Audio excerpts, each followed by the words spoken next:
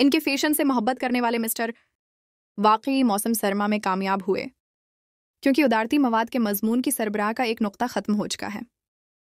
अब ये मौसम सरमा में फैशन स्पेगल की मदद से मौसर है कि कहीं भी नहीं जा रहा है वो अमेरिकन।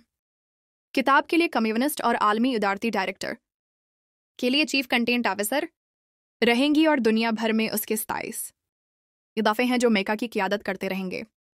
जहाँ तक मोना की बात है तो वो एक सोशल एडिटर के तौर पर किताब में शामिल हुई, एक 11 में कंट्रीब्यूटिंग एडिटर की तरफ चली गई और किसी सूला में आपकी मौजूदा पोजीशन की एडिटर वर्ल्ड आर्ट काम सोन्स 2023 उसने ये सारा मवाद देखा और इस पछले जोन में उसने इंटरव्यू किया कि फिर लारेन सांचेज ने अपनी शादी से पहले जेफ बेजोस के साथ एक इंटरव्यू में कहा कि उसने मोहब्बत के साथ काम किया।